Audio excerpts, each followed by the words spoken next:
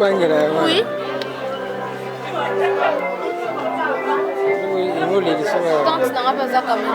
Aujourd'hui, c'est Nanga. ici, c'est Eh bien.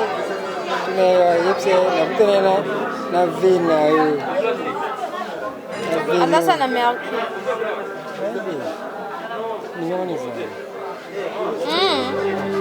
Kwa sasa tano. Oyebi no yebi. Beta 1990. Kama 1990. Na beta wanakomaka. National Assembly na ABC. National Bar. Hello. Kolanda na.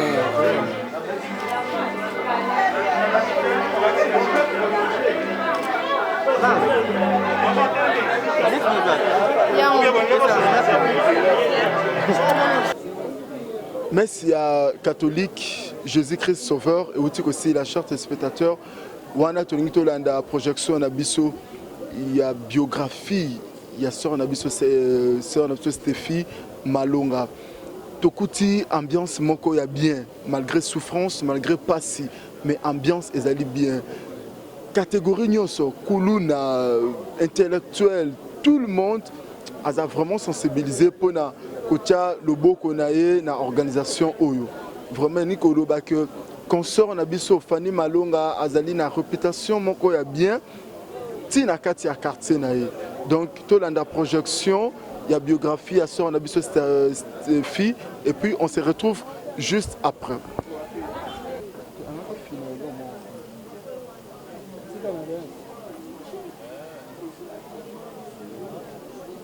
Allô, pasteur?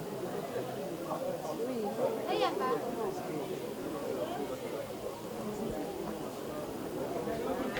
Les Français nous sont avec nous aussi. Les Français nous sont avec nous aussi. Les gens vont penser à raison.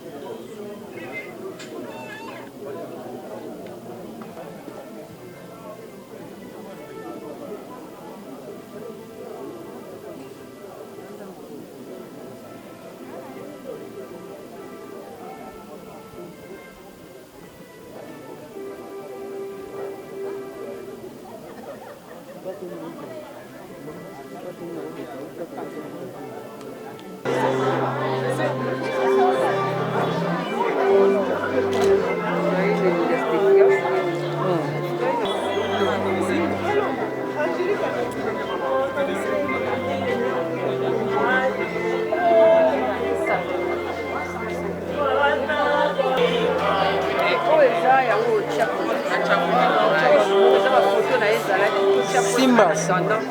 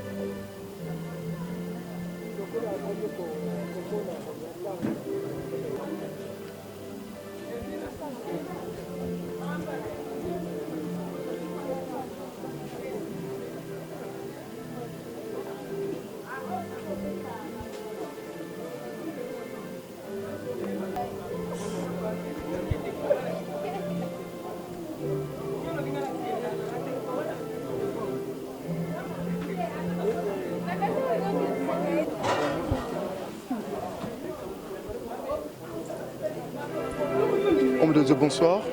Bonsoir. On vous a vu aujourd'hui ici dans la famille Malonga. Qui était Stéphie Malonga pour vous? Oui, c'est notre sœur. Elle a été pour nous une chère, une être très chère, voulais-je dire. Et aujourd'hui, elle nous laisse.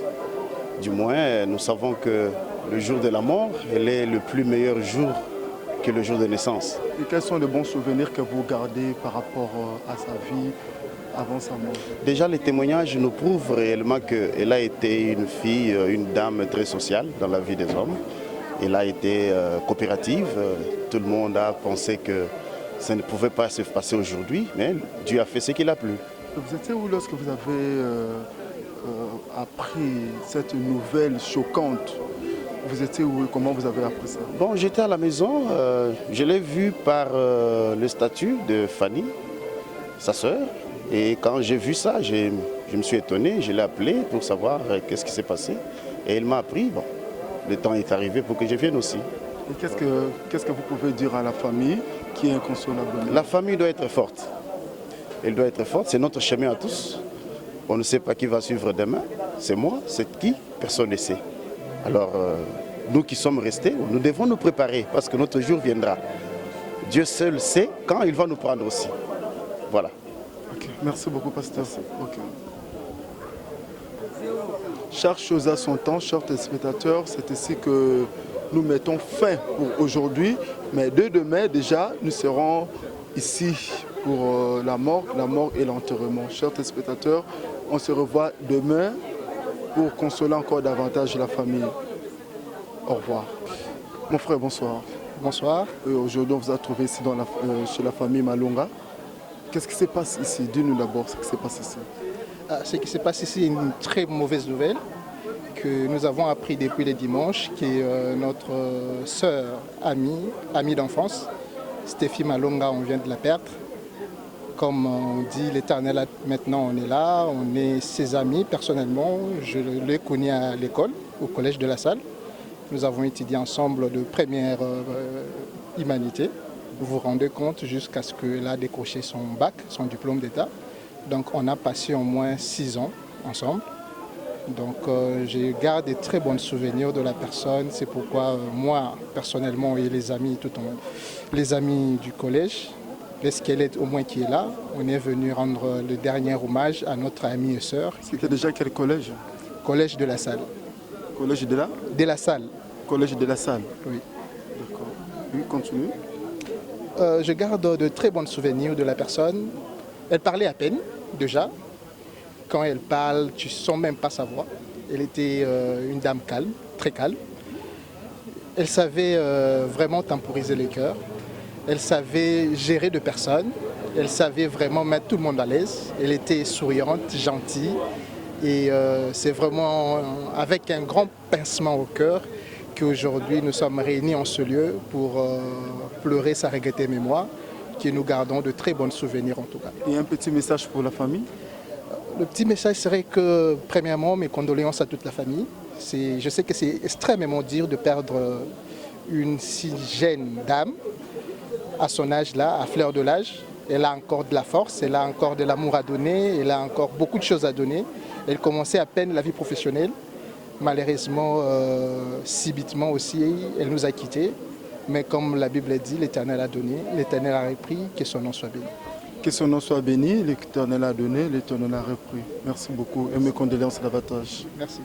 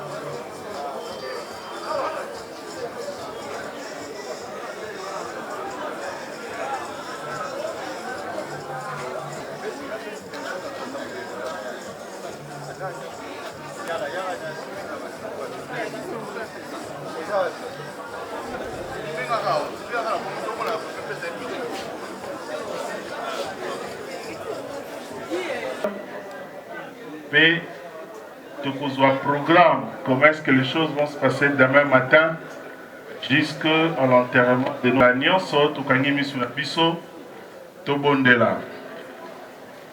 Yahweh Nzambe papa na biso na likolo, to pesio matondi pona grâce au salibiso, to monana na ngonga oyo, na tina na likambo monene oyo ezwi libota baninga pe bayebani. Nangongo pe tongi koyoka iloba na yo, kolo tomitiki na se na loboko na yo. Fungola boyebi na biso, sosolisa biso, molimo mosantu yo molakisi malamu, sala mosala na yo. Pe tobengani mosika na biso nyonso o ezali ya yote, na kombo na Yesu Masia, ne banso tobondeli pe tolobi amen. Soki tozali bana nzambe tokoki kobetela mpe nkolo maboko ezali sumu te atoza libanda obeteli nkolo maboko. Gloire à Jésus. Nalingi natanga makomi na nkolo na mokanda na Ecclésiaste na chapitre na yango chapitre 3 pardon, na kobanda na verset 1er kino na verset 3. Natangi yango na kombo na Yesu. Il y a un temps pour tout, un temps pour toutes choses sous les cieux, un temps pour naître et un temps pour mourir, un temps pour planter et un temps pour arracher ce qui a été planté. Verset 3, un temps pour tuer, un temps pour guérir, un temps pour abattre et un temps pour bâtir. La parole de Dieu. Bien-aimé dans le Seigneur, moto oyo akomeli biso makomi oyo ezali otobengi roi Salomon. Roi Salomon, soki tobi totala vie na ye, déjà tolobi roi engolo bakazalaki mokonzi. Et puis na vie na ye azali kati na bakonzi oyo Nzambe na lola abambolaki na biloko ya mokili pe moto moko te akoki kotikala kokokana na ye na ntango na ye na bokonzi. Oyo ezalaki kosala ete atako bakonzi oyo bazingaki bamboka ya pembeni baza koya na Israel na epoke po ete baya koyoka bwania oyo Nzambe apesaki epa na ye pe baya kotala boni Nzambe ayebaki na kotombola ye. Na kosalaka betude ya Bible ezali roi oyo na kati ya ndako na ye balutu ezalaki ya wolo, basani ya wolo makasi mingi. Eza moto oyo asenge pa na Nzambe bwana Nzambe apesa ye bwania. Me kaka moto wana na vi na ye ayembi kozwa oyo babengi basi kama mine. Aza mokonzi e na ntango akala mobeko epekisaki mokonzi te azwa basi ndenge alingi, abala basi ndenge alingi. Na ntango ya kala nalobi ntango ya lelo te, natindi yo te. Balingami, moto ya lolenge wana alali na mbeto ya malonga, ale na balutu ya wolo, asali vi po bato bakosala vi nde yango wana, asali vi. Me na nsima ya nyonso wana ye moko lokwa moto abwania atikeli biso maloba oyo. Liloba ngo eza nini? Cela veut dire après avoir évalué sa vie, examiné vie na ye mobimba, alobi tout est vanité. Donc alingaloba nyonso ezali pamba. Donc atali na se na mokili oyo, atali ndenge makambo eza kolekela, atali ndenge ye moko abiki, liloba ne ya suka oyo atikela biso ezali nyonso ezali pamba.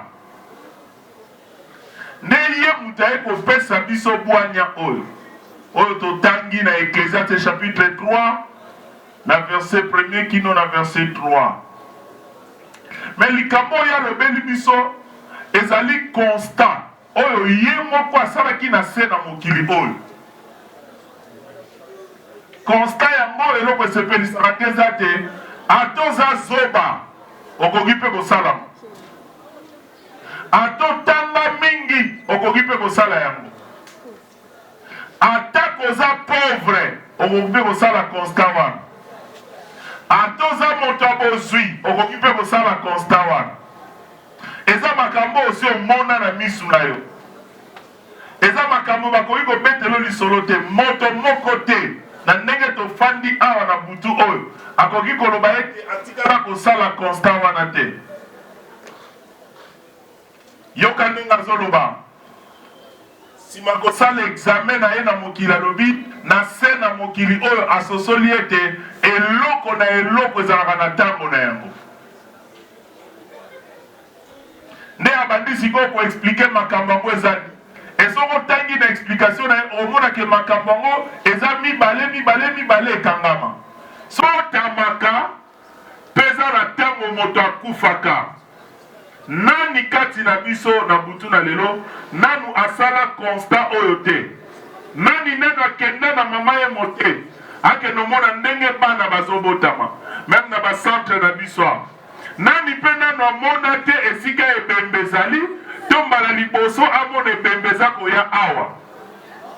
Atoza moto ya liboma, atoza zoba, atoza mayele nakanisi likambo osomona yango. Omona moto kobotama poso mona moto kokufa. Elibolo bake phénomène ya kobotama na ya kokufa moto moko te akoki koéchappe na yango na se na mokili oyo. Phénomène ya liwa moto te ata yo moto faida muninga nozo solola, ata yo moto oza intellectuel oza ba diplôme ebele, ata yo moto boyaki kotanga wana bamusu bazokende classe yo boyi, mais phénomène ya liwa ebangaka mutu te parce que liwa ezwa bien, liwa ezwa ba roi pe ezwa ba pauvre, liwa ezwa ba riche, liwa ezwa bato ya pembe, liwa ezwa bato ya mwindu, liwa ezwa bato ya milai, liwa ezwa bato ya mikuse, liwa ezwa bato balalaka na ndako na basoda bakengelaka bango. Me mukolo liwa eye ekoti ezwi ye na ntongo na bambwa bakengelaka ye na basoda bayoki keno mokonzi apike Kristo mpe akufi. Liwa ezwaka mpe moto alalaka na balabala. Elingolo ba moto nyonso na se na mokili oyo akoki koéchappe na liwa ata soki moke te. Ezwaka ba pasteur, ezwaka ba sango, ezwaka mpe bakuluna, ezwaka mpe bato bamelaka gene, ezwaka forme nyonso na lobi na yo. Échappe ata moto asimbaka lisheti wakenda kozokisa bato koyibaka biloko ya bato wana nalobi liwa.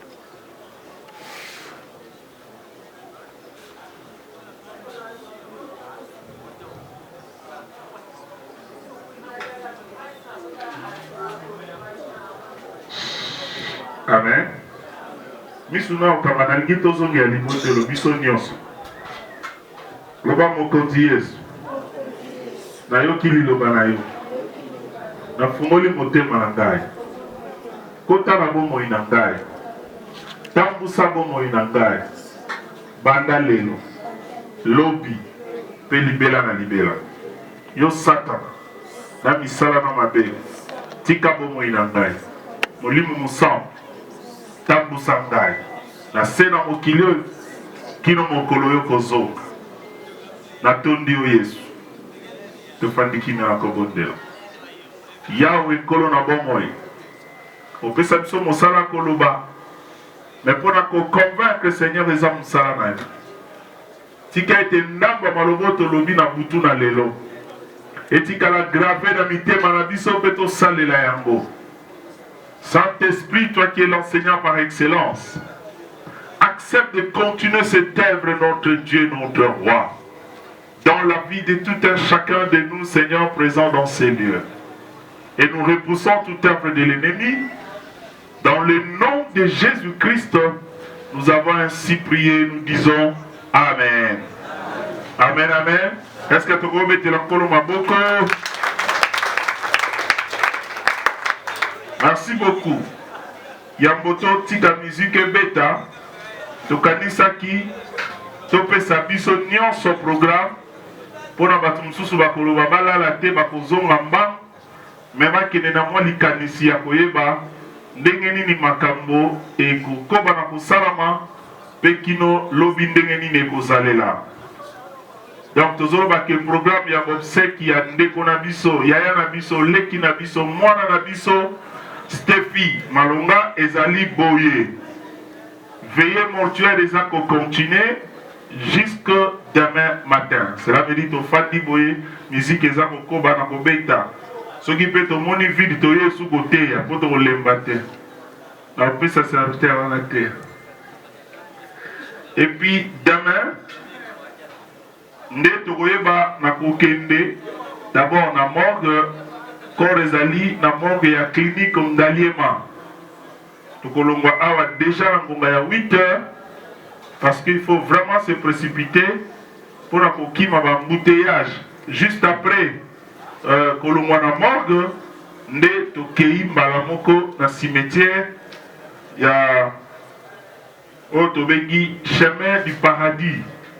Juste dans Pembenika ya au revoir Kinshasa. Pour na kota na nzela ba Congo. Cimetière à Malamu ezali wana nde sika tokende kotika Stéphie te tokende kotika nzoto ya Stéphie parce que moto eza nde elimo na ye. Amen.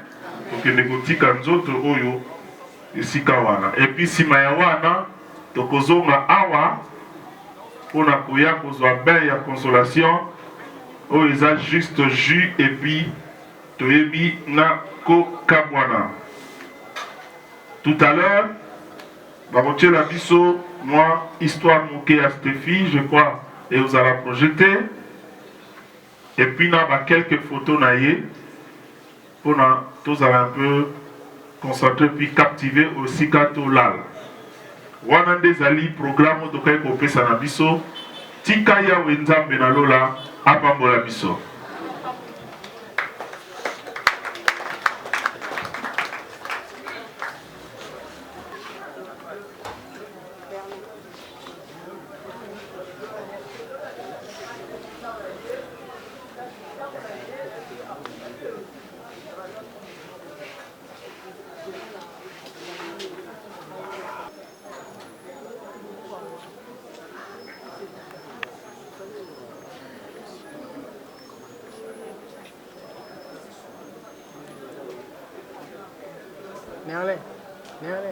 Merle.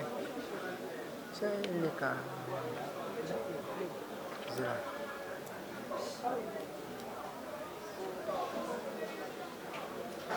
Zéla. Tu play, oui. Play. Ah.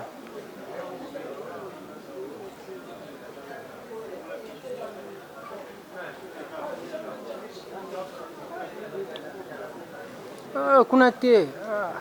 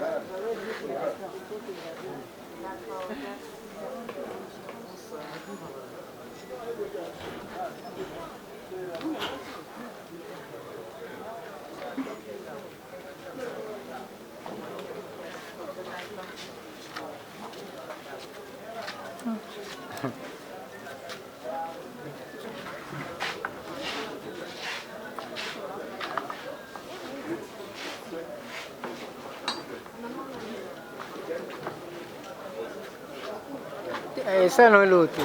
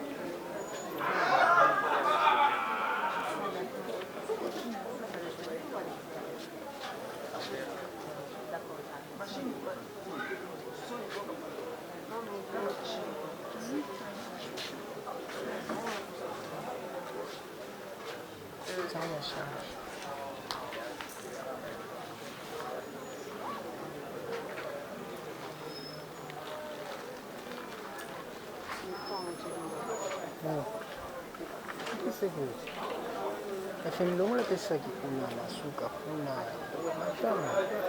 Oyo.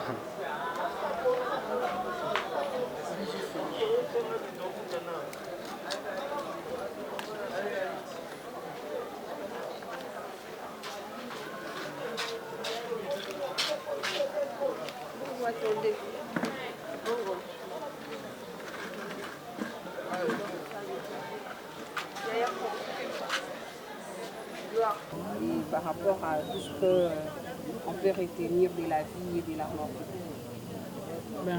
Ce que je peux dire, Stéphie qui est la sœur d'Irène, la sœur de Fanny, la sœur d'Alain Bongo, mon grand frère, et ipso facto, où était, parce qu'elle n'est plus de ce monde, elle était de nôtre. Donc les liens de sang qui nous unissent à travers nos enfants, Lévi, Eden, Jovial, donc automatiquement, Stéphie, c'était la mère de nos enfants, donc en même temps, une sœur pour nous. J'ai vu quelque part, on a écrit Adieu maman sociale, et je crois que les œuvres, ces œuvres sur cette terre des hommes vont la précéder auprès du Père qu'elle a servi. Parce que c'est vrai que les bonnes choses couvrent une multitude de péchés. Je suis convaincue que tout ce qu'elle a posé comme acte positif lui ont précédé et qu'elle a certainement une place de choix auprès du Père.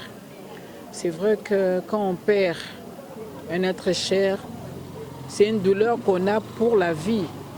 Et j'essaie de mettre à la place des parents, mais également de vous, ses sœurs et ses frères, parce qu'elle ne fera plus partie du décor familial, donc vous ne pourrez plus compter sur elle.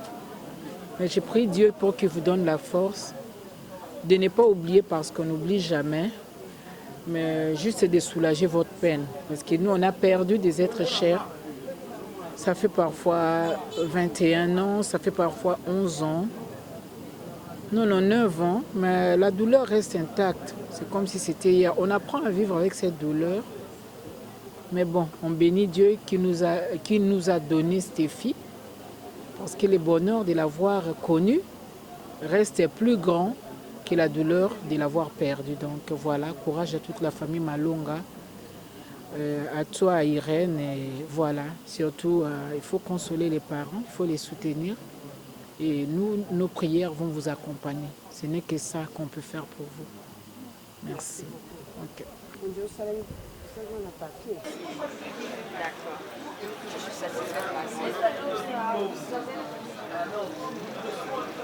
Ma soeur, Mais tu as une âme et tu veux diriger ton âme comme tu veux. Ce n'est pas ça la volonté de Dieu. Pesa Yesu Masiya vina yo. Tika ya tambusa vina yo. Bien aimé, mokili omonio ekoleka na makambu na yango. Et ceux qui mokili ekoleka, pourquoi s'accrocher à ce monde qui va passer? Pourquoi se donner dans ce monde qui va passer, mes frères et sœurs? Et laisse-moi te donner la dernière information. Bato nyonso bakangama na mokili déceva ba. Bato nyonso bakangama na mokili. Bato nyonso baboya ki kolanda Yesu Masiya na suka na bango, ce monde ici est déceva ba. Ba regretta. Parce que so saeli mokili suka no eza mabe koleka. Mais soko saleli kolo Yesu Masiya opesi eko moina yo. Bible dit à tous ceux qui l'ont reçu et à tous ceux qui croient à son nom, le Seigneur leur a donné le pouvoir de devenir enfants de Dieu. Le monde est étape ya kozala kela muna nzambe, kota na étape ya kozala mwana na nzambe. Et ndenge nini bakoma mwana na nzambe, ezaka na koyamba na motema na yo lokwa mokonzi pe mobikisi. Molinga mikati na nkolo. Lobby na ngolu na nzambe. Tokokende na mort. Tokokende kozwa Stefi te tokozwa nzoto a Stefi. Tokokende kotika yango na dernière demeure na ye na se na mokili oyo. Mais son âme n'est plus avec elle. Elimone eza wana te molingami. Soki na bina te a Stefi akoyokanga lisusu te. Mais yondo sana koyoka, yondo zotambola, mate yango eza pona yo. Tika nzamba sunga yo, oyo yokaki tango ndeko sangwa azalaki kosa, pe oyo yoki sikoyo, esunga yo obongisa bomoi na yo, po ete toyebi ngonga te, pe toyebi mokolo te. Amen. Yango nasepelaka mingi, tango tozalaki kote kuna, Nzambu wana eza kosalanga bien faki nazala wafa. Alléluia. Balobi toyebi pe ngonga te, toyebi pe mokolo te. Siko tosali, tomilengelema. Nasepela kobona bi tomilengelema la mama, toyebi mokolo te, toyebi pe ngonga te. Nayebi te lobi sobe kozala ya ngai, boyekaka kolela, bokumisi Nzambe. Amen, amen. Comme tout le monde a dit dans le bon koufa. Ato boy. Dans le but, ato boy. Tozo tambula na yango. Amen, amen. Dans le guito kamami sur la psesiga tozali. Tombolaka mongo na yo, mon frère. Même si on va sambela na motema na yo. Lobaka na Nzambe merci. Pour être Nzambe et se pelicier ate yo. Na butuna lelo. Et si tu pose aller sur le bonnet, tu profiter na occasion oyo. C'est ma gamme bolimbi sipe bongisa o ezali bomo ilayo. Atana sa motema nzele pesa melio totombo lingongo peto bonde.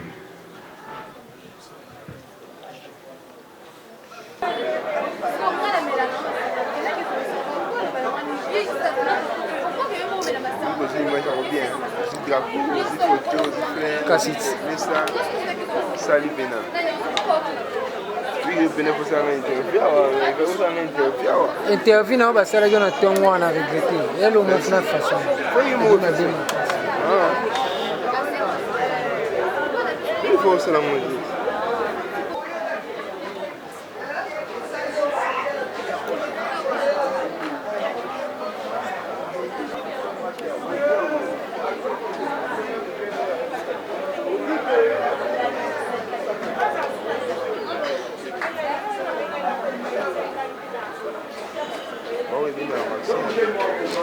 Non, mais ici.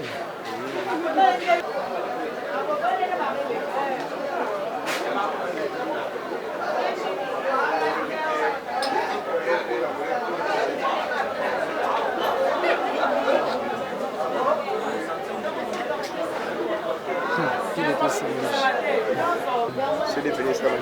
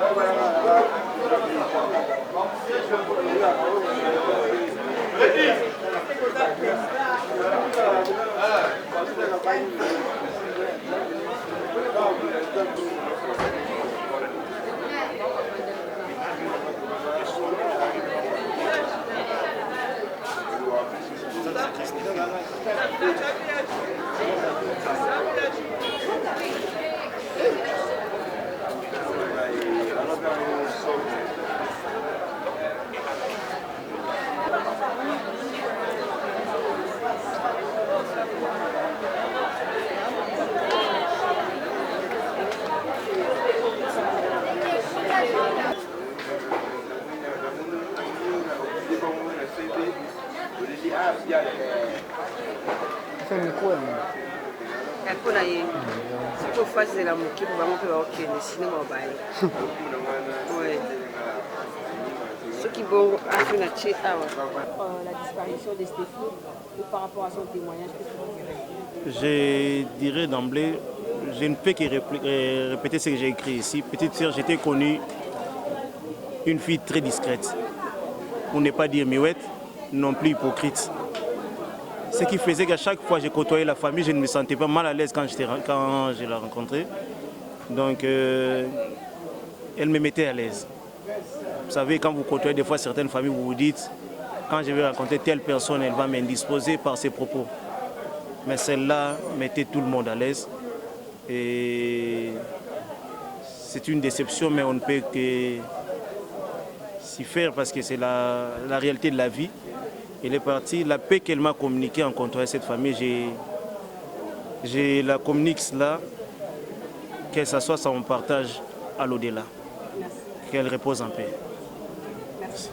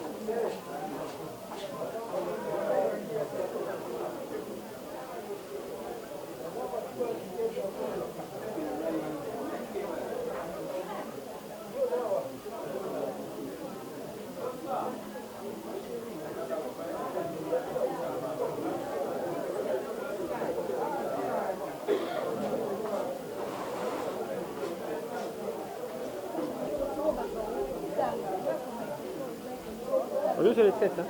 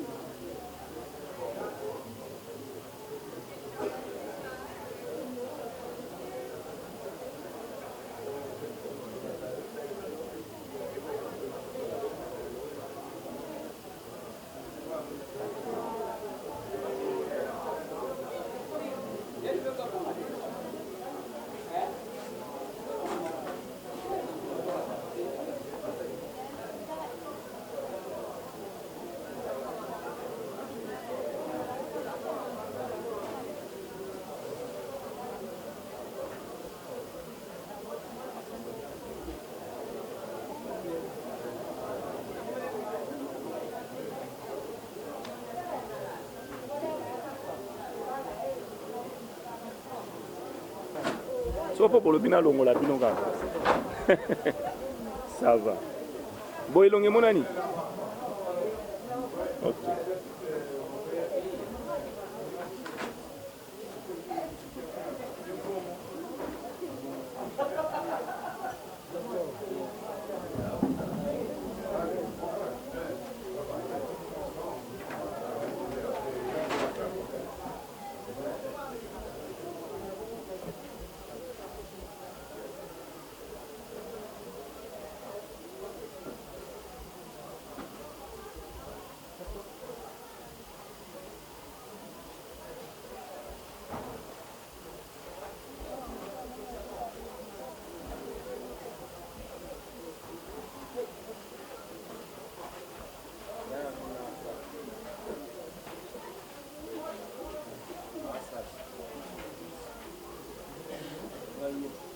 grand sœur c'est na aider makasi pour tout ba artiste to yo réalité yo les artistes yo ga nyonso comprendre on va décorateur mais ba idée tout ça on va autant on sait na tel singa yi moi il faut que moi design mo boya et tant que maman va dé ningi za la moi chapelle mais tout nous on ba image wana te donc tant que moi décor tout nous on ba image mo na comme un hôtel quoi na ndenge mo bongo sera pesa pena idée ndenge ane réalisateur de na réalisateur yango ni au monde ba image yo Pasteur Blanchard P vraiment ACP place Azali moi mbote ça la bien ACP là na makasi no mone ba réalisation OP ba mbolega na calme ACP pena pena ba idée pena ko tay pour essayer na ngai FM quoi pardon. Bon, la Seigneur merci. La Seigneur merci. Va bouler dans mon belé. Merci pena ma mini une sous-paix dans ma casse. C'est pédé. Oui, ouais. Très bien. Tu bandit qui toko, pe tout ce qui toko. Donc il y a la pena mingi ta pena ma casse. Donc moi tout ces peine ba image tout ma tout les calme. Tout avec un quartier tout vraiment tout à ça maintenant bana selemba tout ACP li bana quartier eux là au musuba au côté kuna ba yepena donc mamu pena pepele ambeto moi c'était fier d'ailleurs mon kimia moi social moi social donc a sali social pena donc batu basali ki mamu na benangi social les alaki landi tina suka na ye donc c'est pena makasi. Donc, tous ces gars locaux, pas un Zambé. Je sais juste ça. Après, je suis kimia, je suis tout, dans mes bâtiments, vraiment, je suis kimia. Merci.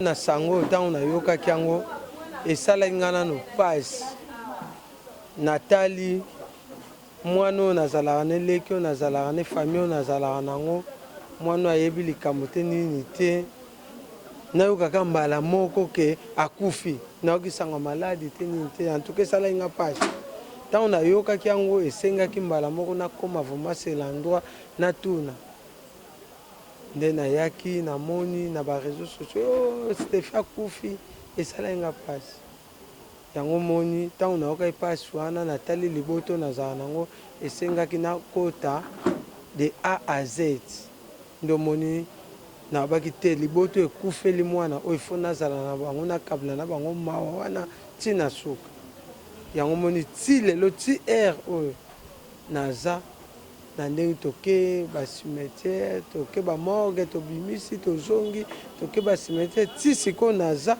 mpo tozela bato nyonso bayaki kokabela biso mawa bakende biso bato ya famille totikala tosorganize na bamakambo nyonso tosolola oyo esengeli tosolola mpo tobongisa makambo nyonso ezala miabe. En tout cas oyo nakoki koloba libota oyo d'abord eza nanu libota ya kimia donc yango nasengaki vraiment mpa nzambe ke apesa kimia makambo eza ya kimia mpo libota oyo eyebi problème na bato te eyebi problème na quartier te eyebi problème mpe na bato te nga mona loba yango libota oyo so vraiment moto ya koyebisa yango viegise nde toza boye tozwani problème na moto kingani en tout cas ngai ifo nakota yango doute etanke nkumu ya quartier oyo donc ifo nakota yango doute yango moi tolataki makambo de A à Z donc oyo ngai nakoki koloba libota kaka eza na courage mpo nzambe moto apesaka nzambe mpe moto azwaka biso oyo akufi akomi na kimia me biso bato tika biso bato eza na baproblème nyonso yango wana biso totikali tokontinue chemin place mabe ezalaki tobongisa mpo tokontinue nzela na biso tina suka tosunga papa na mama nde tomesana kosunga bango.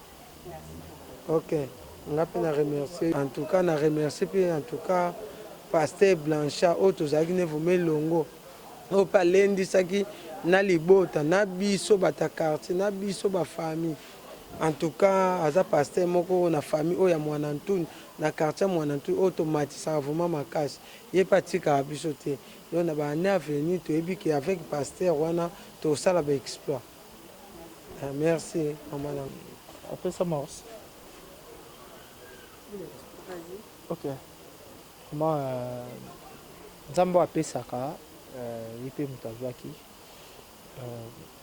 ya liboso na kosenga na nzambe wana apesa makasi na famille epuis afortifie bato nyonso bamembre nyonso ya famille mpo eza facile te ya kobungisa moko ya bango bana mwana na age wana vraiment eza age oyo ezalaka esengo na surtout na bana ya basi vraiment nzambe wana ye ayebi ye moto apermetaki yango vraiment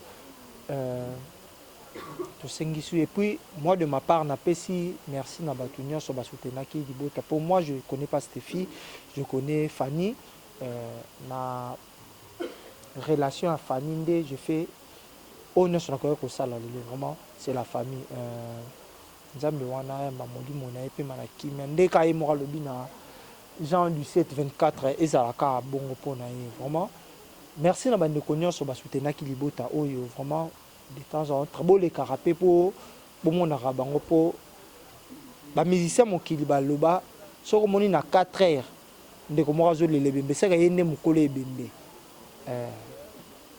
nzambe wana permetaki biso tozala na début ti tokómi na ngonga oyo vraiment nzambe wana azwaka lokumu mot de la fin na ngai yango vraiment merci beaucoup je vous remercie.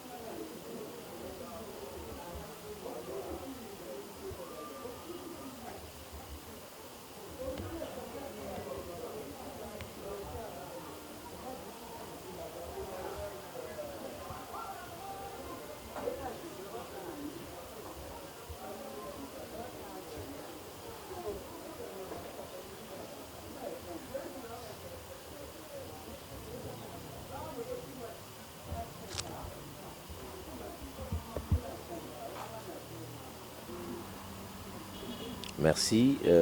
Ngai kombo na ngai Cédric Vangu na nouvelle oyo ekomeli biso mpona liwa ya Stéphie Malonga. Nayeba na Stéphie depuis école secondaire. Totangi na Stéphie na complexe scolaire Meriba na Nzombo numéro 181 bus na commune ya Ngiringiri. Totangi na Stéphie na Meriba.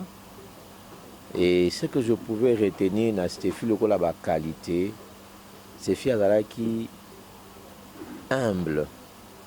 Azalaki vraiment humble. Elle agissait toujours de manière douce. Elle était aussi tendre avec sa parole, sa manière de dire, sa manière d'agir.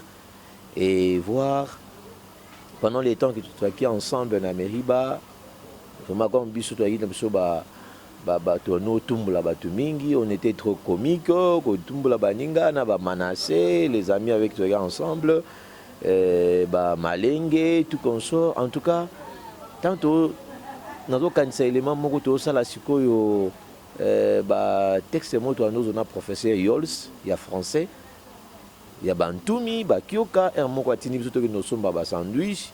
Chose étonnante, bon à l'époque tu yebaki na biso yango te sandwich ezanini mo mona malonga ko yana ba sandwich yango mais to tunya yo biloko yango yeba yango ndenge ni mais soka yena yango mona tozo tumbola ye mais asilikaka te hein. Stéphie ando silikaka te mais kakoseka.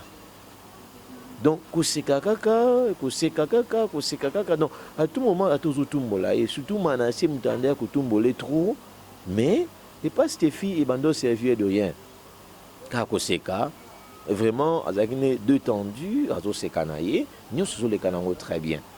Mais après un temps tant aussi dissipé deuxième secondaire bon tu es se séparé il y a quelqu'un à place mususu on a continué na Meriba. Mais malgré tout ça, on était toujours ensemble, toujours bengana, toujours komana, mais à un moment donné, il n'y avait plus de nouvelles. Toujours komana les sous-soutés. Mais naturellement, vous voyez que le jumelle, Raïssa et sa sœur, ma petite sœur, il y a Stéphie. Et j'ai connu Raïssa, sa sœur, na paroisse Christ Sauveur, au moment où Nazalaki, président des canals, il y a Renouveau charismatique catholique.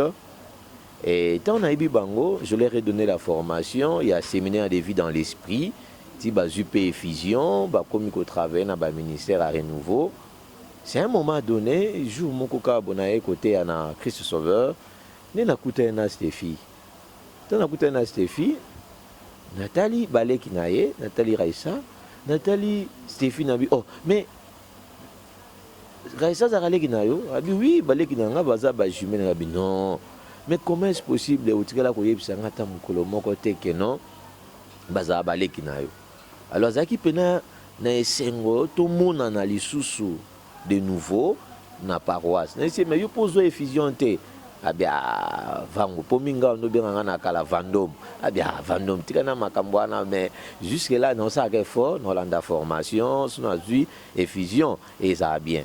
Elle m'a parlé aussi de maman. Abi mais maman est malade. Maman est malade, tu ne m'as pas aussi parlé. Mais non, maman est malade. Nabi d'accord, je viendrai voir la maman. Et comme étant responsable à Renouveau, Nabi, il faut nous attendre la maman. Nabi, la maman, j'étais venu jusqu'ici à la maison. Nabi, la maman, c'est elle qui m'a accueilli. Maman, elle a une véranda, elle est au Fandiawa. Et tout le monde sur la peine à maman, tout bonnement. Azib Sangabi, bandeko na mususu ya paroisse Christ Sauveur bayaka te kotalanga na bi non maman nga na yo otala yo Stéphie za camarade nanga en tout cas tanga songo zobela na yaki kotala maman pa no betelanga masolo abi voilà ce qui était arrivé voilà santé za ki bien té mais pour le moment je vois pas vraiment bien il faut bakende ba sala en opération à l'issue en Afrique du Sud tout ce na sambeli pour la maman ne craint rien. Tu partiras et tu reviendras aussi au Kende, bon ça l'opération et les cas bien. Et au moment où tu reviendras, Stéphie informe-moi dans Aya Lususu pour que tu sois là maman. Et après un temps maman qui est Afrique du Sud, quand wazongi, tu kutani na Raïssa, na tu est-ce que maman c'est azonga yabi, maman zongi déjà. Mais c'est d'accord, non les Canada ou tout cela parce que je lui avais dit à Kokenda Kozonga et tout se passera bien. À son retour, je serai là pour que tout soit là et on pourra rendre grâce à Dieu. Mais après ces temps-là, toutes les choses sont là, maman, nous avons sous tenté Yakoleka Ao. Et c'était pendant un moment, au mois de février, que le Seigneur nous avait encore élevés. Comme secrétaire adjoint, il y a bureau diocésain, il y a archidiocèse à Kinshasa, Mobimba, dans le renouveau charismatique catholique. Alors après un temps, trop de problèmes, bon ça va, dans le jour n'a la maman. Et histoire à maman paye au bunga, naturellement peut revoir maman le sous-souter à nouveau. Et Stéphie m'a appelé, comme tout ces changements qui va numéro, tant que tu as Christ Sauveur, elle m'a appelé. Non, je vends de chemises, il faut dans l'Axayo, chemise, on a PC adresse. Comme j'habitais Boussou Djano, na Kassavou, je passe à la maison, je vais t'attendre comme ça au Laxanga chemise. À Laxanga chemise, non, chemise, yo, à $20, sous $25, sous $15. Et ce que vous avez au foot après 1 ou 2 semaines. Et puis bon, j'ai un frère aussi, à Tindelanga Biloko Utaka Braza, Msusu, nous allons rappeler na bateau, to coopérana bango, na zandu, bateke la biso ba biloko de gros. Alors, si j'en aurais besoin un jour, je te ferai part. Tout cela lui paie très bien, na bimisi na accompagné à Ekuzonga. Mais, si bitement comme ça, le lundi soir, camarade Nanga Manassé à Beninga. Avant d'Omboni, c'est oui, bien Manassé, Deni. Non, bien. Est-ce que oui, que Stéphie Akoufaki? C'est quoi Stéphie Akoufaki? Non, il y a que Stéphie Akoufaki. Oh non, Stéphie Akoufaki depuis mardi. Mais Manassé. Mais ce mouton nous a ça bien. Parce que depuis mardi, Stéphie Akoufaki, tu ne m'as même pas informé. Aux informé lundi. Et pourtant, tu as un programme à prière. Mardi, il faut que clôturé dans la télévision et le soir, il faut clôturé dans la radio Elikia. Comment vous avez lelo qui résout ma lobby parce que lobby. On a ça qui Mantiamina, collègue Otuzaki na épée. En tout cas, j'ai été traumatisé et dérangé dans ma casse nabi. Non. Stéphie a belaki nini et pourtant, on a dit que Stéphie accompagnait maman partout où elle allait. So maman qui est en Afrique du Sud, bazana Stéphie. Maman qui est moko boye, tout cela qui est non fona qui Lumbashi, on m'a Stéphie abi tozana maman. À tout moment maman andait ko voyager, Stéphie de sanga tozana maman. Un moment tout veut abi ah, yo pozo profiter au mataka avion tozo qui est à la gare du malade. Abi non qui ko accompagner maman. Mais tant Manassé à prendre une nouvelle wana zongi, d'informer madame Nepsie na ndo betele li solo a Stéphie. Et moi c'est na bande ko lobate, azaki kimia abandé nika ko seka azaki donc vraiment n'éviter façon oyaza là qui et je vois aussi ces qualités là et il y a moi calme moko et pas ba sœur naye na bino tala ninga zala na bando betele même du solo et c'est nga mais non mais akufi a belini na bi bon jusque là n'éviter mais ce qu'on aurait batté na mi kabola nengeni na so na ke deux yuana mardi na tongo programme à TV ko beba et ce peu na kende après-midi programme ya poko ko beba en tout cas naza vraiment frappé mais batté so na mikabola nengeni. Alors j'avais dit non na bengi pe ba ndeko ya discernement Christ Sauveur mais si bango mais comment est-ce possible tous ces événements douloureux malheureux les qui botikali ko informer et vous savez bien que ngana banda que na famille Malunga nazo ki nota la maman nazo kende ko visiter bango mais Stéphie Akoufi même pas m'informer non président Limbisa et Zalaï Kaka ego le Kaka Boye mais Limbisa vraiment Nabidon ça va il n'y a pas de problème mais en grosso modo je dirais et pas un biso totikali en vie moi je crois à la résurrection des morts ça c'est la parole des apôtres je crois à la résurrection des morts. Ceux qui sont morts en Christ ne sont pas morts. Stéphie, avant sa mort, avec les témoignages que je viens d'entendre ici, abandonne Ngara Kosambela.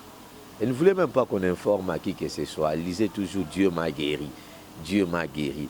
Alors que cette fois-là, où il y a Zalaki Nayango, Zamba sa la paix grâce, que ceux qui sont restés, quelles que soient les difficultés, quelles que soient les maladies, Bazala na foi ferme, une foi vraiment persévérante, une foi confiante. Vous en avez confiance en Nzambe, même dans les moments difficiles. Et je me disais, Moutou Azana Passi, Mazo Sekanaye, Moko Azo Sambela, malgré, elle se disait déjà que non, il faut Nazo Kenanga, Boyena Boy. Mais, dans le moment où il y a le Bakenzamba, Bikisinga Nzamba, Kangolinga, cette guérison-là n'était pas que pour que tu continues comme on en a cette fille, tu continues à vivre, mais c'était pour qu'elle aille se reposer. Ça, c'est un repos éternel. Et là où elle est, Nzamba Salabiso grâce, nous les catholiques, le Barakeno, Moutou Amala, Moussoko Akei, Toko Sambela Nzambe, comme le rôle à saint, Moutou Yosaki Bola Mouming, Asambela Ponabiso, intercéder Ponabiso. Et il y a une citation qui dit la mort, toi la mort, ce monde plein d'orphelins, c'est toi à la base. Tu n'as pas pu tuer des gens.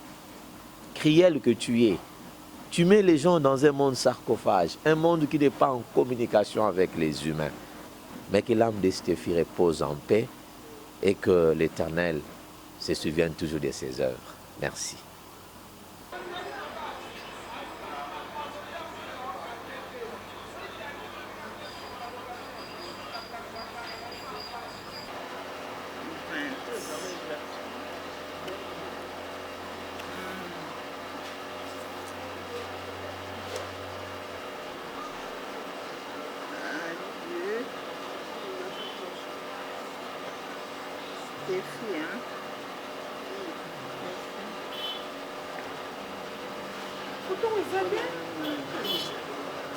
Photo ça.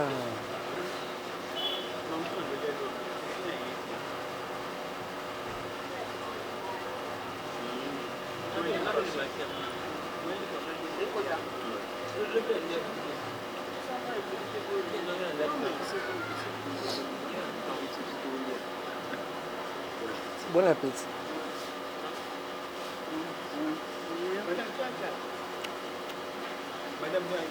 Madame a somo, a domina. Aí que ela tem a Ai que ria da Isabada. Rumba. Só não sabe por na canga. Ah, viene lá na guinda mo. Eu não sei muito. É muito bonita. Eu já sei que é muito.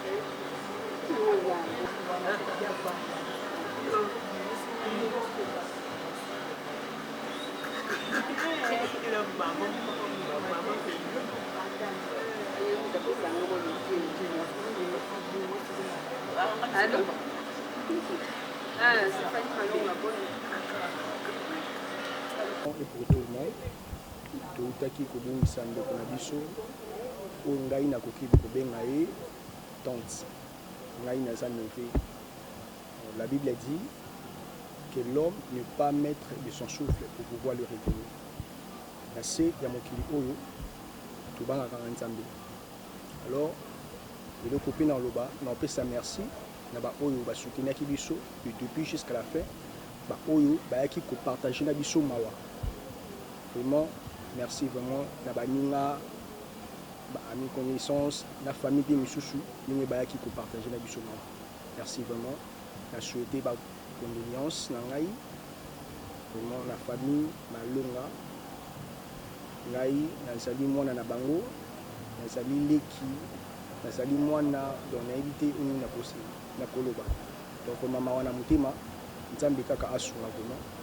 Nyoso ekoleka malamu. Ecclésiaste 8 chapitre 8 verset 8. Merci. Nazo pesa témoignage pour la tante Stéphie. Pour la messami ko benga tante Stéphie, ne bana ba benga kaye. Bon, ton a comme na zemi Eden depuis na zemi ya suko na utobota. Le psekinga aya mami. Tu nga pesa nga pesa nga kombo. Ngabne pesa lo kombo. Kombo nini? O pesa nga jovial.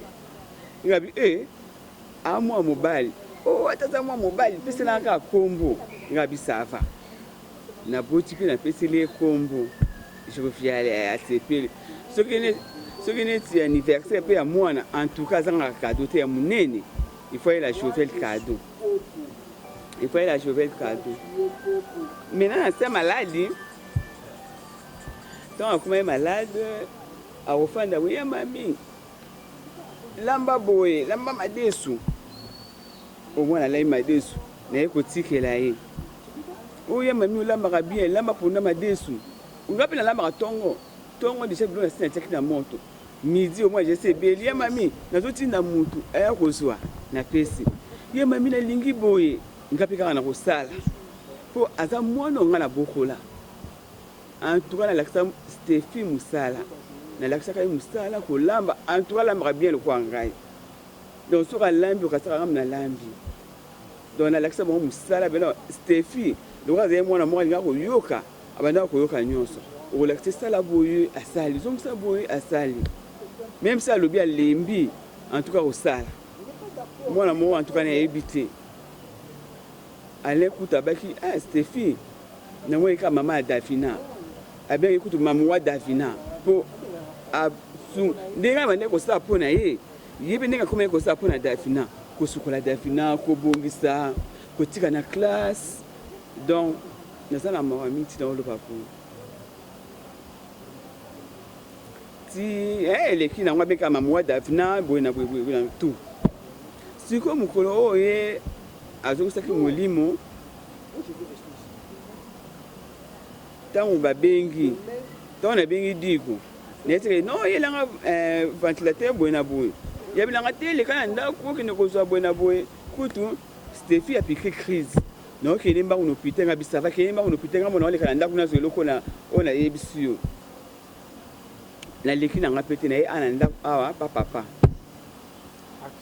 na ye ndako papa to solo lipe ngabi na tuni digo ndendi kwa no pita parce que oh ça va de Stockholm ki ngabi OK bazo soigner déjà oh on va soigner déjà ngabi ça va nzamba za bo moyo après ton assist ana ndako papa ton oso nga bandal maman ko ala benga oh ça ngabi tena ça na selimba wana oso nga ndako bon lekela nga pas Ferrari pour nazana na ozela ngabi OK ça va na l'équipe wana ton pe na koti boy na mwidi go pe likolo wana na escalier na bango epsinga ya mami lata masque o rappelle si na ta masque ndenge mukto ndenge wana ko ta masque no lata te bena mako sera pe na mati na ngapi na esengo na nyoso na mati to pe mwe pe na kutena ndima tuni wapi o azana chambre kuna lali ngabisava na okota pe ka na esengo o na kota ka boy na munika na pese bonsoir bandimi na bango pe no mwa ka fani balaka ngai maboko batilo na sebo.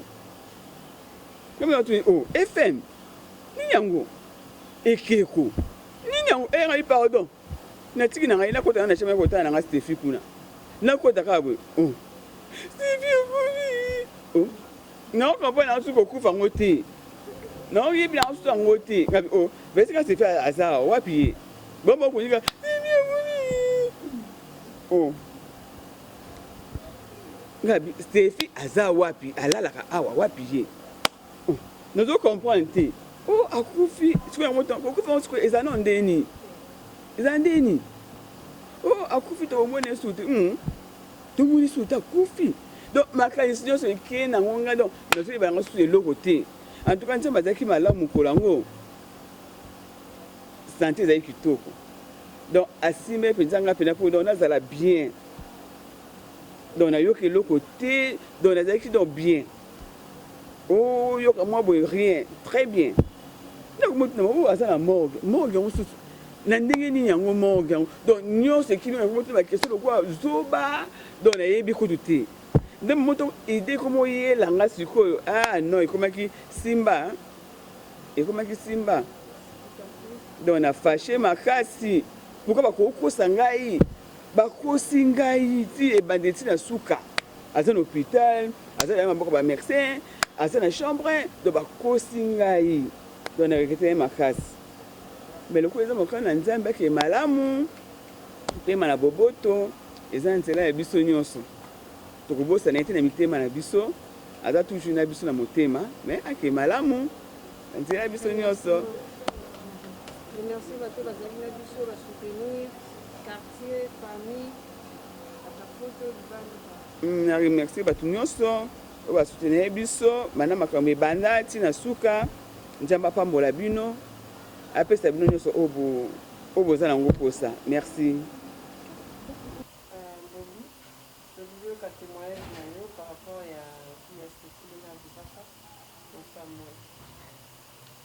Bon, Stéphie Penza a une petite sœur, moi, elle a mis à son marquing, à son beauté, et puis l'école, elle a une kimia. Et on sort moi sur le travail, ils ont signé à paix. Quand même, malgré la membre de la famille, il y a une quartier, il y avait une école, moi, on a très bien. Alors, à trois choses, le problème, c'est yo. Avec un témoignage, moi, qui toko, il y a un gars qui habite, il y a un bien, il y a un petit on a un jour à interman, il y a un taki boye. Donc moi pour ngai na tiko zema bi mokote aza opesa ngambota lo sanga mbote te grand frère boni ngapeso mo petite sœur boni donc na zu boni na tiko zema bi mokote aza mo na moko donc témoignage na quartier alors ba de choses problème bio aseka ne ka yaseka la silika répéter et puis le tiko mo atam comme de tika sil asilika donc hier asika ta seka la kaka.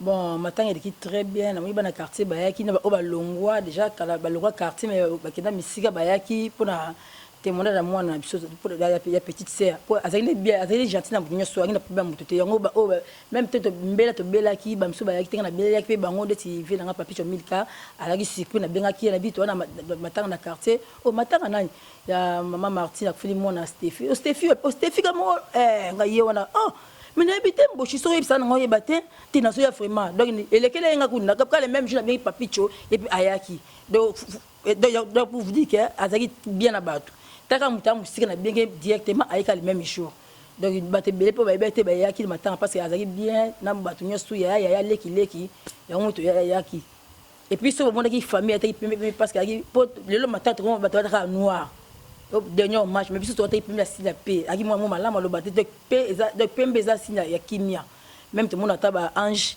bataka pembe nzabala pembe eza sila kimia ya moto tote pembe pour na moi na mo témoignage né partout azaki bien na ba ya quartier ba leka quartier ya leki donc azaki bien très bien na bato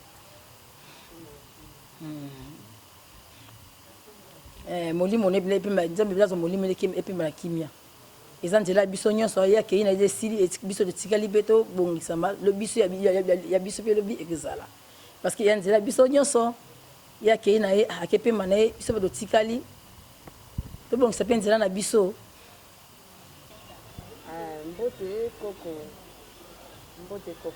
mbote mingi kombo na nani uzana ni pastor kombo nanga mama kutekisa sela Stéphie azali koko na ngai ya mwasi. Sikawa nini yuko iko retenir ya boziva na ye pe na ndenge atika kibisa. Koko na nga azalaki koyamba biso awa tangu nyonso pe tomoni ye bizaleli mabe te. Azalaki bizaleli malamu muntu nyonso akomona fo ayamba ye ti ataba maladi ndenge nzambi aye kokamata ye me totikali kozwa ye motifi te nzambi azwi ye na boboto nyonso pe nkembo nyonso elekaki na pete nyonso tokumisi nzambe tika biso totikali tozala mpe na bizaleli malamu po ete mokolo na biso mpe ya suka nzambe akozwa biso na sembo nyonso mikakatano ekozala te. Merci mingi tika nkolo apambola biso nyonso.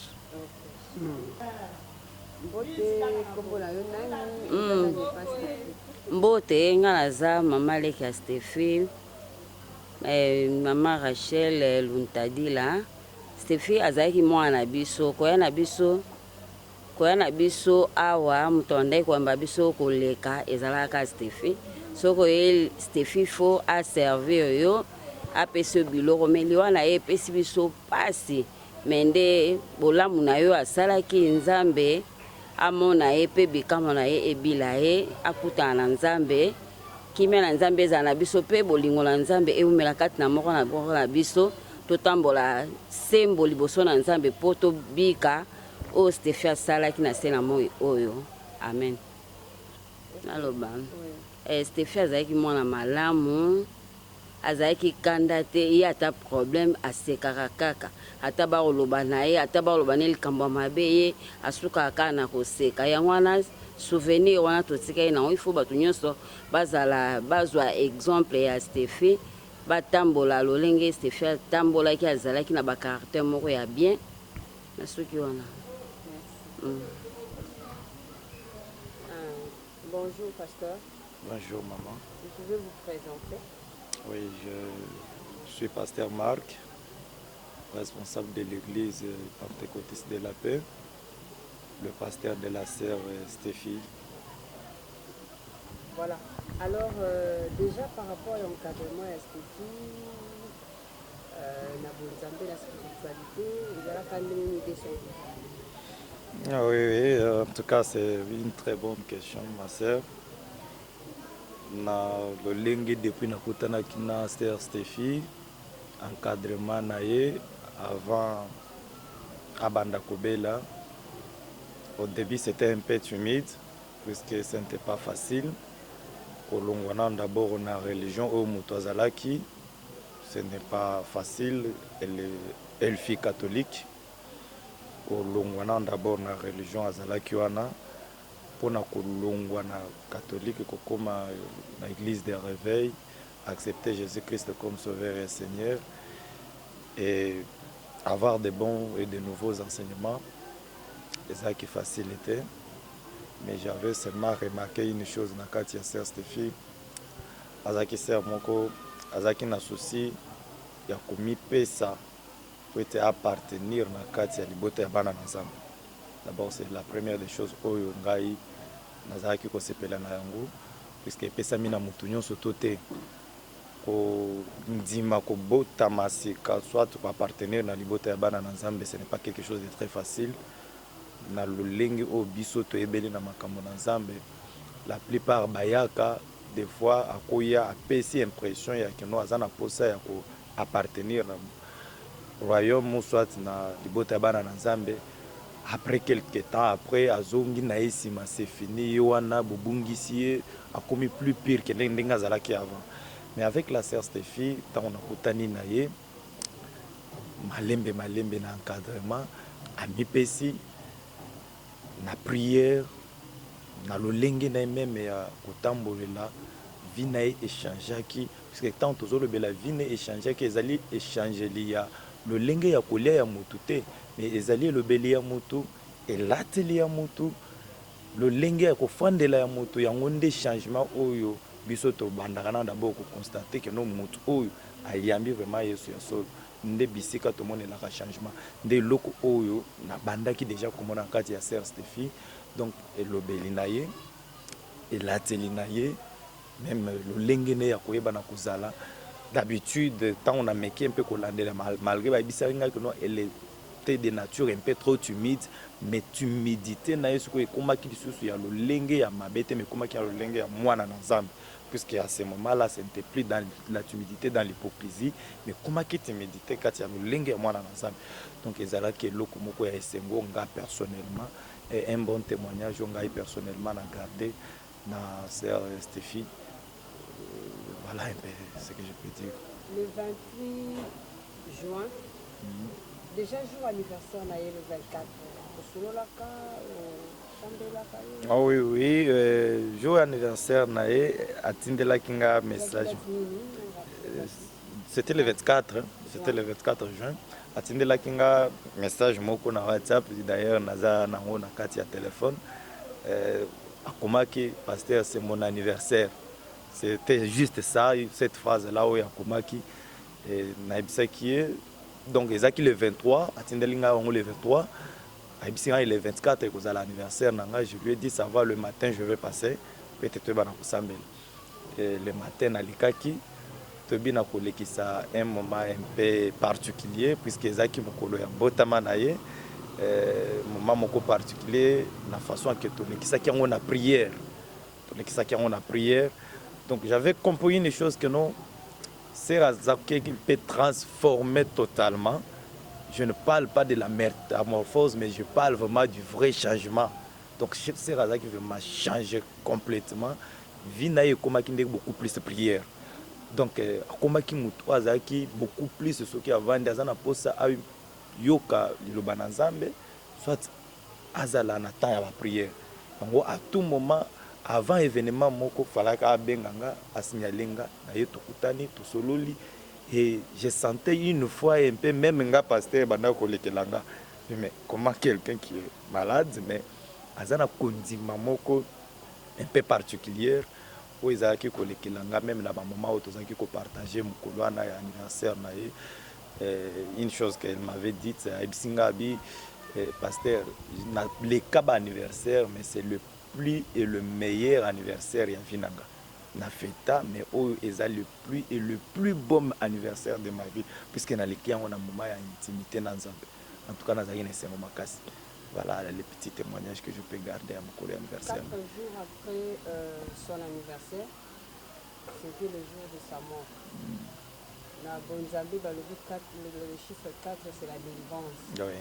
Sikawa isalamaki mingi. En tout cas, Nassima ya kwa prendre liwa personnellement na kibomoto na oka qui passe. Oui, na oka qui passe le 28 juillet, le 28 juillet plutôt. Na bomoto ça la kinga passe mais na Bonzambe en tant que serviteur de Dieu, na sina comprenaki que no ezala ki tant onzamba ponaki. Ezaki tant onzamba ponaki. Ezaki mukolo o nzambe yemoko ase a décider ki peut être aiba na ko retirer o nazaki ko benga lisusu te ser mais on a comment ko benga lokola musali na ye. Donc nzamba komaki ko témoigner beaucoup plus comme sa servante que mwana puisque différence ezali entre mwana na musali. En tant que mwana ko banda kosala ba caprice mususu poza mwana oyebi ke no papa ko gangela ngai te naza mwana ko dona ndako. Mais en tant que serviteur ozana ba principe moko na ndako abi oyebi ke no soki na tamboli boy. Kolonda kwa kosepela te. Donc Nzamba kombaki ko témoigner beaucoup plus servante. Mais tant on a yoki liwa na ye ki bomoto ndenge na oti koloba na yoki passe mais na ki bonzambe na yoki esengo puisque zaki mokolo Nzamba récupéraki akufite a récupéraki nde ame ya servante na ye. En fait ezaki na d'abord na Butu le 27 vers 23h00 de Babenginga qui a sali insomnie. A sali insomnie, azaki à l'aise tout ça. Comme nazo vanda pe musika na baki bon moyen zate erona bima na komati kuna. Na to sambeli kaka na téléphone, abina tongo na kweba na kokoma wana. Le matin tant on a na komi na kotier azaki akolala quand bien même kazaki un peu fatigué. Ngamoko na ibisi que notre sœur tikala allongé abi non pasteur nazana posaka à vendre et c'est relevé d'habitude ceux qui na bandai ko ya kuna bandai ko tombola et puis à vendre mais ce jour-là je n'ai pas compris d'elle-même elle s'est relevée avant de kolo ambeto na tuni boni je vais bien oza bien mais na butu bisinga osali. Qu'est-ce qui se passe? Ote pasteur naza bien. Ezaki nango juste kaka moi eloko mo esamaki mais juste après prière na sentir naza nanga bien. et topartageaki bon eza makambo oyo papa partage na mwana nakoki koloba ngo na caméra te. Là vous m'excuserez vraiment mais topartageaki en tant que papa na mwana ayebisi nga oyo ezalaki kati na motema na ye ngai mpe nayebi na kolendisa ye lisusu. Et une chose que oui kamwisaki nga beaucoup plus na causerie ezalaki ke nga pasteur na ye peut-être na lendisa ye mais na ba parole na ye c'était comme si yende muto akoma ko lendisa nga. Et en tant que musali na Nzambe, quand je suis resté un peu calme pendant quelques minutes, j'ai entendu quelque chose un peu de particulier, quelque chose de nouveau. Puisque c'était moi qui devrais na lendisa ye na komisa ye makasi mais yende akomi ko lendisa nga azoyi bisanga makamosusu te papa. En tout cas na yamba basali na Nzambe mais il y a quelque chose oyo des fois depuis tokutani na yo papa garder kaka eloko oyo donc na yo keloko moko ya sika kati na nga. Ah, une sœur qui me dit ça, qu'est-ce qui se passe? Alors tant aussi sur solo là to bandi ko sambela bon na musala na Nzambe na lolenge tozali ko tambola ezali pe expérience ya makambo mosusu tant ozobondela yo en tant que serviteur de Dieu ozosentir eloko moko oyo ezotambola te. Là directement il faut comprendre que note awa na minute oyo atosali ba effort ndenge nini ata monganga ya blobi ke so pe ndenge nini Nzamba sa décidé. Donc c'est ça tant ozosambela j'ai senti seulement quelque chose en moi qui me dit, une voix à l'intérieur de moi qui me dit, c'est le temps de prendre maintenant ma servante. Elle doit se reposer. Tant on a eu kika elokwana, on a kati prière. D'abord à bengi non avant d'abord on a eu que elokwana na kata, yende mutu a bengi nani petit frère nae, a bengi petit frère nae nani Glody, frère Glody, a bengi habissé que non na komi na posa ya na s'allonger na komi na posa na s'allonger nde na kati nano d'abord masolo na banayi ko solola le prière na banayi ko sala to simbier s'allonger après azo ebisanga petit frère na abimi abisinga bi pasteur to ko continuer le sousou maintenant toi adorer Nzambe. C'est elle qui me dit maintenant toi adorer Nzambe. Tu vois. Ça va, on a commencé, j'ai entonné un petit cantique, un court cantique là. On peut se rappeler de la cantique. En fait, les Aki et Sundekona Bolingo, c'est ça les cantiques que j'avais entonné ce jour-là. C'était Yesu Ndekona Bolingo. Après, Nassima, vous comprenez que non, on a commis comme on est dans zongi na moment on a bandai ko solo na ye et je sens un peu quelque chose de mal qui me fait mais Nzamba sunga aussi ça kama tout ça comme ça.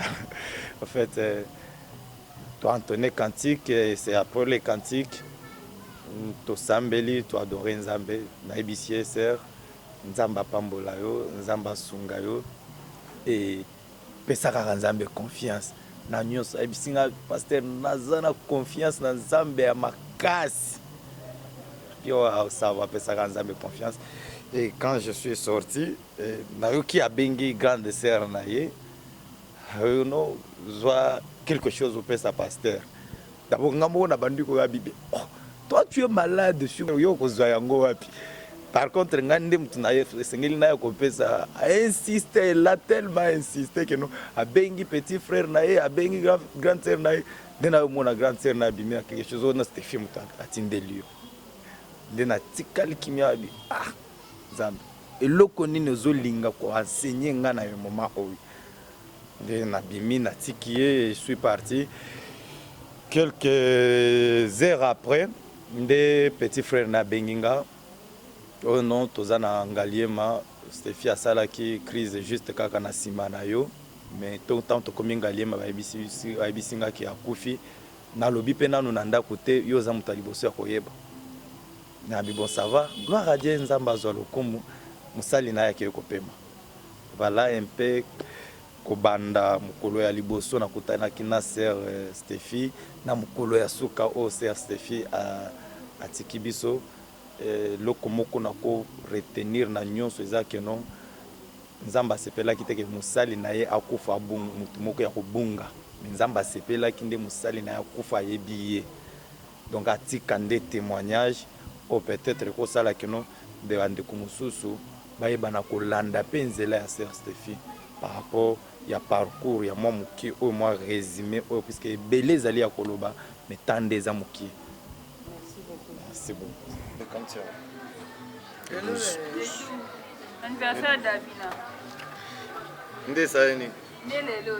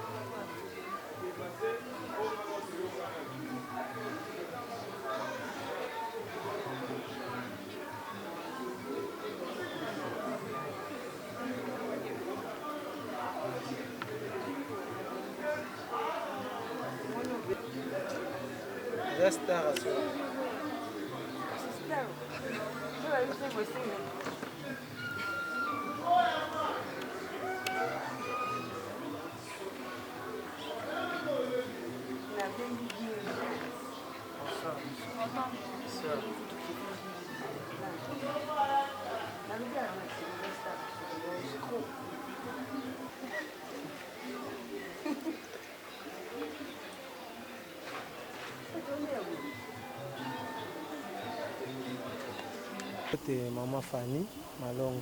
Voilà, ah, tu dis que les gens comme la quartier, parce que représenter la quartier. Pour na sangwana ndenge komelaki biso na quartier. D'ailleurs, namona ki on a Facebook. Namoni kaka ba publier liwa ya ndeko na biso mwasi Stéphie Malonga. Mais namonaki yango na page ya face Chansard muta publiaki yango. Tant on atteint ndima kité. Nga na bileki oyo akoki kokufa siko te en tout cas na kota ki yango doute. Place nazalaki na bandali na yaki mbango. Na yako kota ko voir même na lupango. Le msusu na koki komona mwa image moko soki ndenge nini na yeboye na moni eloko te. Na kota yango doute.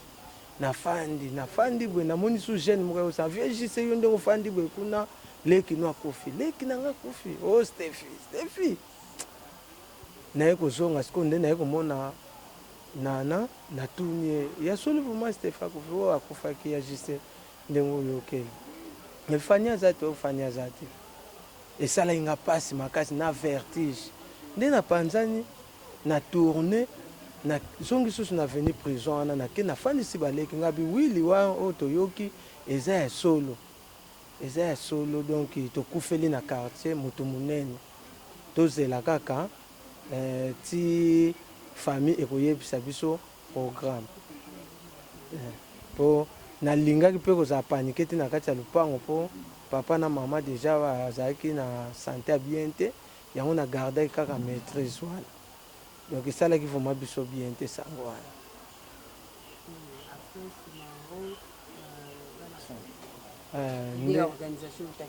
Donc idée ya organisation yaki na fanta ba quartier pourtant to mona ki wana ezali bota na biso. Il faut biso moko to s'assumer na nuance tout vie organisation et sécurité. Yango moni na organizaki ba jeune auto kokaki komema bakiti oyo tokokaki kosala misala nyonso ndenge esengelaki na sécurité ya place mpo makambo na biso ya matanga ya leki na biso ya mwasi eleka malamu. Donc na ndenge mpe tosalelaki organisation na biso début jusqu'à la fin. En tout cas makambo eleki bien, mobulu ezalaki te, tolalaki bien, tobandaki kolala bien, o bato babungisi biloko, o bato bayibi, o boye te. En tout cas nyonso tu elekaki malamu. Toza na témoignage ya malamu na makambo nyonso ndenge elekaki na kimia vuma. Ni mutu aloba o nautaki bandali, nautaki njili, nautaki boye na selemba okuna bamenase ngai, naye komona bakulu na babimi te. Donc ezalaki vraiment kimia, tozalaki na biso na bapolisier te, mais biso moka bana quartier to se mobilisaki to tia sécurité ya esika oyo makambo na biso elekaki bien. Bayibi biso bakiti te, tobungisi milangi te tobungisi biloko moko te ti makambo na biso eleki malamu en tout cas ça va tomoni ke eleki te koswana ezalaki te na bandeko basi na bandeko mibali nde tomona bamatanga misusu bokei bomoni bato misusu baye na basi baye koluka mibali baye koluka basi en tout cas ezalaki te ordre vraiment ezalaki tosimbaki vraiment sécurité makasi tosimba vraiment sécurité makambo elekaki na kimia eloko nini etinda bino bosimba se bon totalaki comportement ya libota ndenge tozalelaka na quartier baleki bazalaka bien baparent na biso bazalaka bien bazala likambo na mutu te yango wana vraimen ekotisaki biso na kati ya likambo oyo donc surtout na leki na biso asalaka fierté ya quartier na biso mwana ntunu Fanny Malonga donc esalaki kaka tosala oyo nyonso esengaki tosala nyonso asengaki biso Fanny Malonga en tout cas tosalelaki yango mpe na ndenge esalelaki mpo imagine mpe mata baningana mpe bayaki awa bayaki komona vraiment mobilisation na sécurité na nyonso bazalaki kimia basepelaki bandimaki teke na selembao bakoki koya kokuta organisation ya ndenge wana donc elekaki bien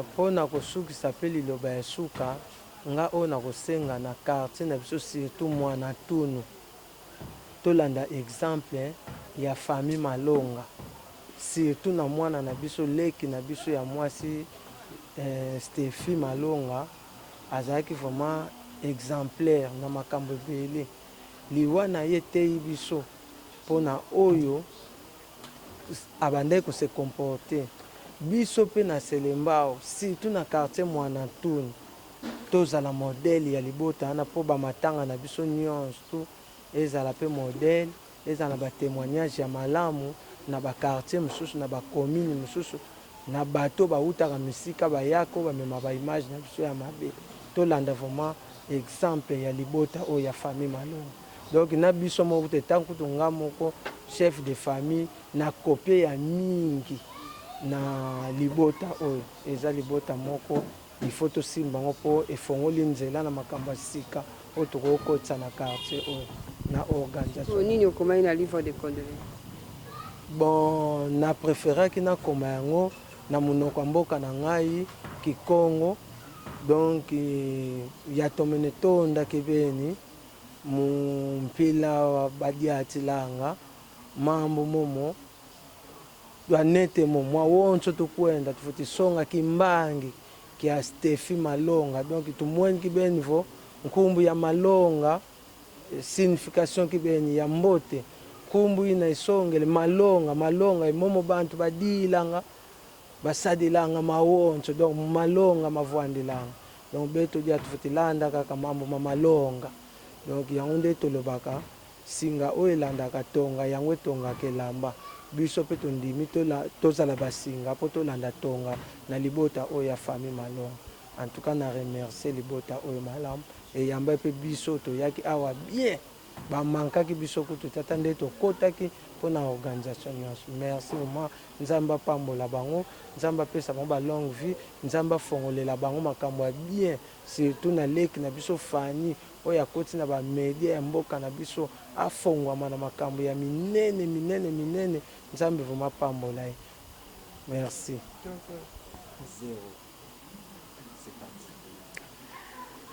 naye kopesa bino mbote mingi naye kopesa bino merci ebele bino bato bosutenaki libota na biso libota Malonga oyo ebungisaki moko na bango Stéphie Malonga Miasoba joviale satisfaite très d'union maman sociale la reine mère oyo atikaki biso mokolo ya le 28 juin 2020 dernier mokolo ya mbotama na ye le 24 juin tozalaki ensemble ayebisaki biso topublie photo na ye moko te kasi toya tosambela elongo na ye lokola action de grâce oyo apesi nzambe tozalaki na ye c'était vraiment timide mais c'était bien le 28 na ntongo nango tosololaki mpe na ye ayebisi nga kutu na ya azoka bien te tosambeli na telefone toadore nzambe na telefone ayebisi nga Fanny naza bien tokutana ba 16h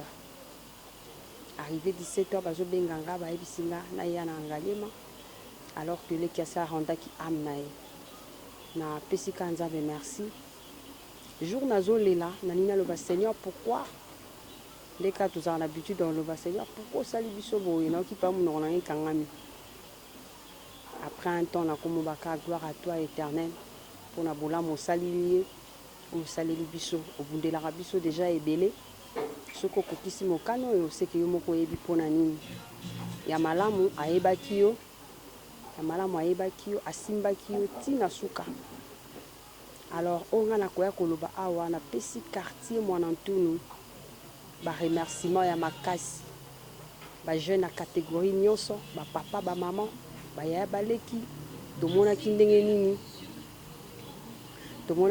nini même ata quartier mwe baquartier mosusu ezalaka oza matanga discothèque moko aza pembeni aobetani musique ya bafali bajibe toboyi na biso te mais na bamoment mawa ezala na bamusike oyo tobetaka omoni mpena quartier bango mo bachange musique banda Stéphie akufaka le 28 juin ti toye kokunda ye musique ya jibe moko tebeta na quartier bana quartier baya famille ezala bandeko bacamarade baya tolelaki na méditation mpona nini parce que maman azalaka déjà souffrante et papa pakomaki malade donc toleki na bétape moko dure dans la famille mais Dieu sait le pourquoi et ce que nous savons c'est pour notre victoire et napesi bino merci mingi bino bato botiaki moi lomea na kati ya baactivité oyo po eleka malamu bino mpe bato bosungaki biso na losambo bino bato bosungaki biso na présence bino mpe bato bosungaki biso po ete tosimba mwa kiti tobongisa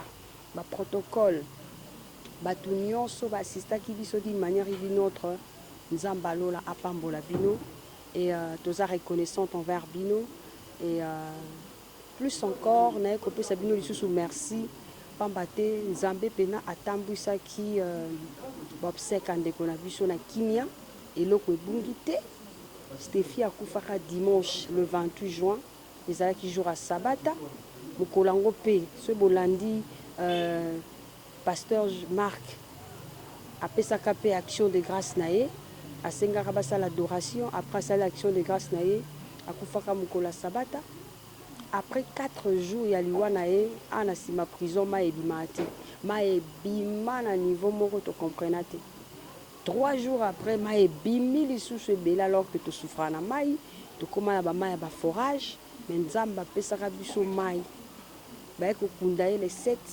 ezalaki jour mpe 7 eza chiffre à repos donc 4 jours après son anniversaire chiffre 4 eza ya délivrance donc 7 jours 7e jour bakundaki ya mois juillet ezalaki jour à repos na ye et Stéphie ake na kimia eloko ebungi te bandeko nyonso balalaka awa babungisi eloko te même bana kulu na quartier bazwaki kimia parce que bayebi libota na bango ya quartier donc Stéphie azalaki motu malamu motu mabe te kasi nasengi nzambe vraiment apambola bino ebele ya ebele akoloba eza te donc toza nzambe apesi biso makasi biso nde tobongisa lobi na biso na éternité parce que ye akei atiki biso wi ake jeune mais ntango nzambe alobi ke eza mokano na ye nana contredire mokano ya nzambe même ata nga na kocontredire mokano ya nzambe te donc nazongisi kaka lokumu mpa nzambe wana mpo ye monde ayebi bipai towuti na bipai tozokende azwa lokumu aakompagne libota apia biso makasi akonsole biso koleka bato nyonso parce que ye nde aza le consolateur de cœur brisé mpo tozoki mpenza tozoki na okosa bino te tozoki na remercier baninga ya Stéphie nyonso babanda na ye na école primaire secondaire humanité université bazwaka temps ya kozala na ye na Ogefrem tout comme mpe na baplace mosusu alekaki baye nyonso bazalaki ne malamu nzambe apambola bino Stéphie atiki mwana moko na nkombo ya Destiny donc tokobatela ye malamu botiaka ye mpe na losambo napesi vie jise kibamana vie na biso ya quartier donc bafélicitation ebele nzambe abombo mpenza na bana quartier nyonso na nsima prison centrale mwana ntunu vraiment nalingi bino ya trop tokena bino kaka ti na suka alors nayebiki ata alobi tochange baquartier mais tokozonga parce que oyo eza base Gloire Loleko, donc Gloire Loleko petit nanga ya kati, donc na filmage, atika ki biso pété, na moni pe Victor côté ba prise de photo, atika ki biso pété, donc base nyonso. Na bi ki na kotanga bino te boze belé, ba vie na ngai, boze belé o botiaki maboko bosungaki na conseil na idée na matériel. En tout cas, Nzambe alola apambola bino. Stéphie akei biso de totikali to bongisa bomo ina biso azui adresse à Sika na kanisa adresse à Sika yango bozomona na bilili na bino numéro wana kaka de adresse na ya Sika esali pasi mais to ana choité na tiki bino to kuta na mbala sima ya bino vision télévision vision FM télévision yango wana abonnez-vous massivement hein? Et puis c'est par là que to rejoa basango na bino basango na biso. En tout cas, ceux qui vous ont en activité, vous hésitez à benga biso, vous allez pour nous soutenir bino. Ils à la côté quartier, ils à la côté famille, ils à la côté social, des 40 ans passé la biso ngolu, la rozalana bino, vous benga biso tout ça disponible. Nous vous remercions, que Dieu nous protège tous et préparons notre éternité. Au revoir. Voilà, tout là qui pembe pembe, pourquoi? Parce que Stéphie Azaki Mutakimia. Et puis plusieurs fois, bandai comme on a kalati roba pembe azo tambola, suke belé azo seka, yemoko azo lobang. Otuno lotini, na loti pe na lati roba pembe pembe, azo tambola, azo seka ya fani. Siko, idée pensa te que un jour à côté kabiso boula nezala kite kande makanise longwaka, ndenzamba longola rabatu, ndenzamba longola rabatu mayele na ba réalité mususu. Et puis tellement que Zaki lo kwa bandai komona mingi na basonge na ye et puis kokeya kei atikela ki biso maloba na nzela nana malonga waza grand sœur nanga alobaki bolingo bolingana bosimbana koinana te likunya te bolingo. Alors na kati ya bolingo tomoni pe drapeau ya pembe ya kimia yango moni tolelie na pembe pembe ye moko alingaki yango et en plus alingaki pe. Et en plus, Abandai Kolota Mingi, Azaki habillé en blanc, on a compris que le Seigneur a fait sa volonté. Et la joie que j'ai, elle est dans la paix, parce que Bate Bele, na Bandoto, au cours, il y a obsèque nae, Azaki presque genre encore. Je ne suis pas la première personne, il y a d'autres personnes qui vont en témoigner. Nous disons seulement grand merci à l'Éternel. Et il va nous donner encore sa force. Et on va préparer notre éternité. Faisons le bien. Stéphie faisait le bien. Stéphie a beaucoup aimé les gens. A Sungi Batumingi. Et puis, Azaki Mutumo, il a communiqué et joie. Donc, il y a un peu de tikali qui développer biso ba tikali, to préparer l'éternité na biso, to lingi bino mingi, to remercier bino. Et voilà, que Dieu soit loué. Au revoir.